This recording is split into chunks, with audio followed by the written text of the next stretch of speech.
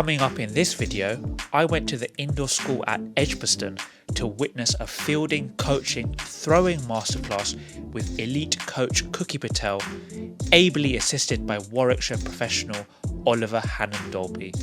Let's go.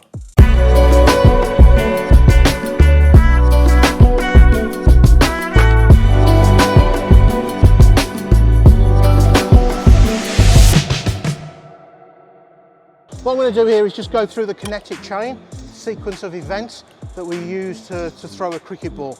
Okay, so to start off with, we're just going to look to throw in a straight line. But what I want you to do first of all is just to make sure that you start with a good base, a wide base, okay? And when you pick the ball up, we've got the ball in the correct grip, okay? Especially spinners and seamers that we're holding it cross seam, either 2 fingers or 3. So when you pick the ball up, there might be a little bit of adjustment that goes on that gets us into a throwing position there. So if I look at my front leg first of all, I'm just looking to make sure that's pointing at my target wherever I'm looking to throw.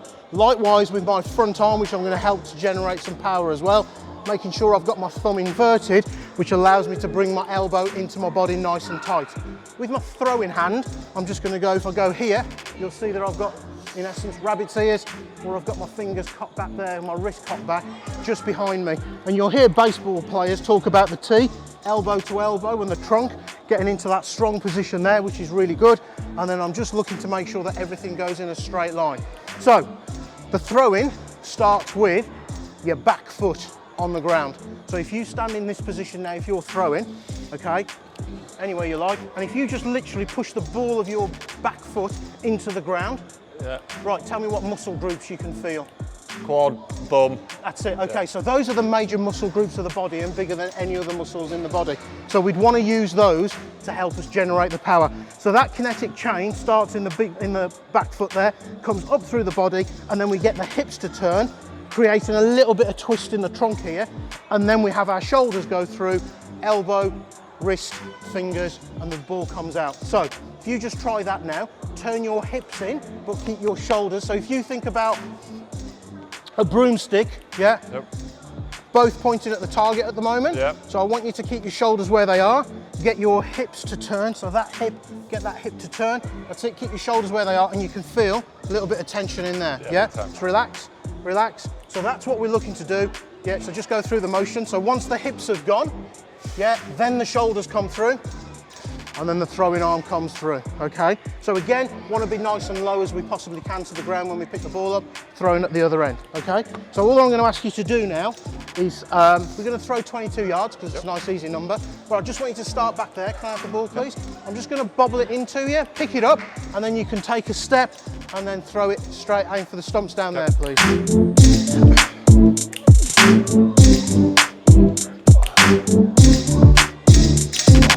So there's a little bit, so how much do you think you're using your back hip here to help you generate power? I hadn't even thought about it. Okay, so at the moment, to the naked eye, it looks a little bit like that's probably, there's not that much separation, so you're not engaging those muscles as much as I would want you to. Okay. Big lad, strong lad, want you to use those to get a little bit more MPH on the ball. Okay, so what I'm going to get you to do, just so as I can see you working and you can feel it working, if you just get ready to throw, that's it, just put your leg inside there, back leg, okay, just on your inside thigh there. I'm just going to hold on to that tightly. So all I want you to do is keep your shoulders, see where your shoulders pointing at me at the moment? I just keep your shoulders where they are. I just want you to turn that hip now. Oh yes, okay, so strong lad, okay? So there's a lot of power coming out of there that we need to engage with the throw, all right? So the other thing that's going to help here, all right, we've got a good stride length, but we need to make sure that front foot is open, that allows our hip that freedom of movement to be able to swing through, or to be able to rotate there to make sure that we can generate the power, okay? So, good lad, and again, just turn that, yes. Okay, so if you think about all that power coming through there, so that's the kinetic chain, and then through here and out, that's what we want to try and do with the throw there, to be able to increase a little bit more pace as well. Off you go. Good lad, good lad. Okay, so, Simo, do you mind just feeding him some balls? There we go. Hip, good lad. Good lad, good lad. Keep working that hip, keep working that hip. Good lad, good lad. Okay, try it without now. Keep working that, good. Bit of Elvis Presley there, love it. Okay, good. Okay, so that front foot's still closing off a little bit, so you're restricting the amount of movement that you've got there. So just make sure you're opening that up. Okay, yeah. Try it again. Make sure that front foot's nice and open. Yeah. And again, okay. Bit close. Yeah, so you're just closing off a little bit, mate. Just closing off. So just come and stand next to these here. Yeah. So your front foot should not be touching any of that at all. Okay. So get your front foot off there. That's it, yeah. Because if that comes anywhere near there, all right. Yes, please, Simo. Yeah. That's it. Good. Can you feel that a little bit freer now? Yeah, like, Okay. feels weird, but yeah. Yeah. Yeah, still, and again, just look to try and get that as much as you can. Okay. Good lad. Okay, right, just come in here. So that's something for you to work on, and that's something that we want to make sure our players are properly aligned, because it helps with alignment as much as we can. So what I want you to do now, all right, just get ready there, all right, put the ball in your hand. Okay, so have a look at the stumps, because I want you to hit the stumps. I know there's only 2 there, okay? So keep looking at the stumps, close your eyes. I want you to throw the ball, keep your eyes closed, and I want you to tell me whether it's gone offside or leg side. Have a look, picture it, close your eyes, feel where the ball comes out your hand, throw. Oh my God. Leg side? Leg side, I reckon that would have hit leg stump. Okay. So that's probably come out. So that's probably come out in the right place. Okay. So go again. Let's be a bit of consistency. Make sure it's coming out in the right part. Again, off you go. Pretty straight. Pretty straight. Felt good. Felt pretty straight. Okay, so perfect. So keep your eyes open. Yeah. Good luck. Good luck. Oh. The importance of that drill and practicing and making sure we've got the right technique makes a massive difference. And obviously we've only spent a few minutes there working with Oliver there. But I think as well, if you think about the importance of that, so I'll give you an example.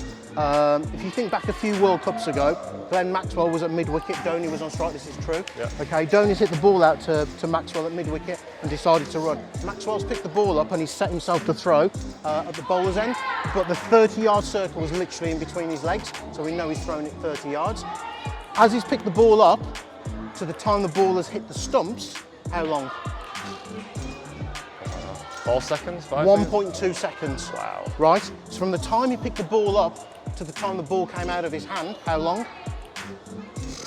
0.4 of a second. Therefore, and most Major League Baseball players only have the ball in their hands for 0.4 of a second. So 0.8 of a second to travel 30 yards, I would suggest he only threw it at 63, 65 mile an hour. Yeah. So you're not throwing it quick, but because he got his alignment right and everything was right, Dhoni was run out by that much. Australia went on to win that game and the World Cup.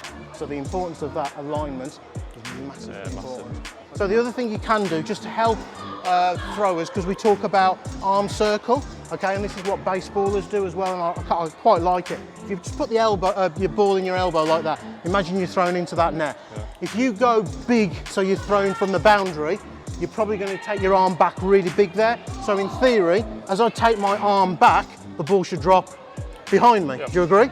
So if I go back there, it's drop behind me. Perfect. Now, if I'm in the inner circle and I want a shorter arm circle, then in theory now I should throw it and keep it short. It should land in front of me. So imagine I pick the ball up, got in there, and throw. It goes in front of me. What if I ain't got as big a biceps as you? Then you're struggling. You'll be all right. There you go. Okay. So all of a sudden we can then start drilling smaller arm circle, bigger arm circle, depending on where you're fielding as well. Okay, so that would work really well. So you've just got to have a little think about what you're trying to do there. If anyone is interested in some private coaching with Cookie, please do check out his website link in the description below. Also, be sure to check out the other range of fielding drills I filmed with Cookie by just tapping or clicking the end screen, and I cannot wait to see you in a future video.